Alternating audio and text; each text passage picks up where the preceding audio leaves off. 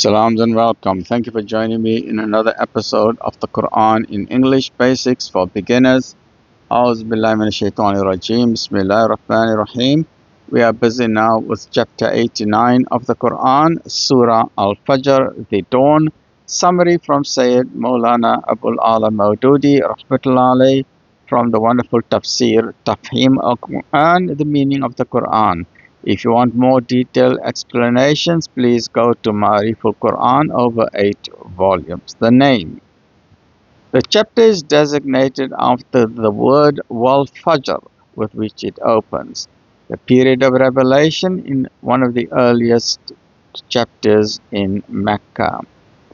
Theme and subject matter. Its theme is to affirm the meting out of rewards and punishment in the next world, the hereafter, which the people of Mecca were not prepared to acknowledge. Let us consider the reasoning in the order in which it has been presented. Firstly, swearing oaths by the dawn, the 10 nights, the even and the odd, and the departing night. The listeners have been asked, are these things not enough to testify to the truth of that which you are refusing to acknowledge?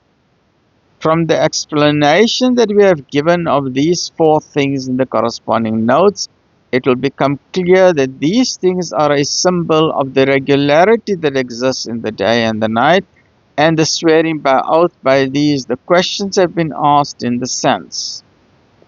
Even after witnessing this wise system established by God, by Allah subhanahu wa ta'ala, do you still need any other evidence to show that it is not beyond the power of that God who has brought about the system to re-establish the hereafter, and that it is the very requirement of His wisdom that He should call man to account for his deeds?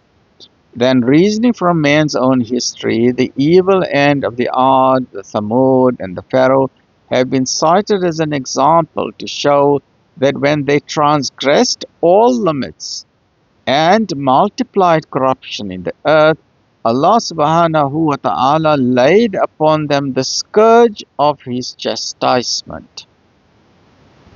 This is a proof of the fact that the system of the universe is not being run by deaf and blind forces, nor is the world a lawless kingdom of a corrupt ruler, but on the contrary, a wise, intelligent ruler is ruling over it, the demand of whose wisdom and justice is continuously visible in the world itself, as well as in man's own history, that he should call to account and reward and punish accordingly the being whom He has blessed with reason and moral sense and given the right of appropriation in the world. After this, an appraisal has been made of the general moral state of human society, of which Arab paganism was a conspicuous example. 2 aspects of it in particular have been criticized. Firstly, the materialistic attitude of people. Think of evolution and atheism.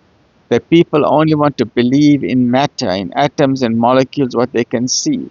So first, the materialistic attitude of the people, on account of which, overlooking the moral good and evil, they regarded only the achievement of worldly wealth, rank, name and fame and status and position, or the absence of it, as the criterion of honor or disgrace, and had forgotten that neither the riches was a reward nor was poverty a punishment, but that Allah is testing people in both conditions to see what attitude that person adopts when blessed with wealth or when the wealth is restricted. Secondly, the people's attitude under which the orphan child in the society was left destitute on the death of the father.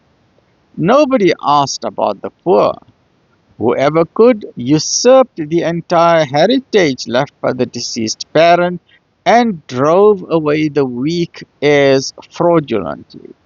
The people were so afflicted with an insatiable greed for wealth, as we see today in the 21st century, that they were never satisfied however much they might hoard and amass. The more greedy they became, the more stingy they became, and the more they wanted. This criticism is meant to make them realize as to why the people with such an attitude and conduct in the life of this world should not be called to account for their misdeeds. In conclusion, the discourse has been concluded with the assertion that accountability shall certainly be held, and it will be held on the day when the divine court will be established. At that time, the deniers of the judgment will understand that which they are not understanding now, in spite of instruction and admonition.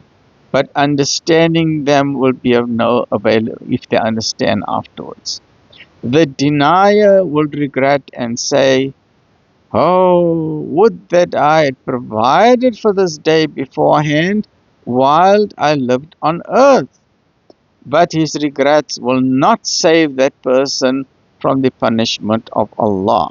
However, as for the people who would have accepted the truth, which the heavenly books and the prophets of God were presenting with full satisfaction of the heart in the world, Allah will be pleased with them, and they will be well pleased with the rewards bestowed by Allah subhanahu wa ta'ala.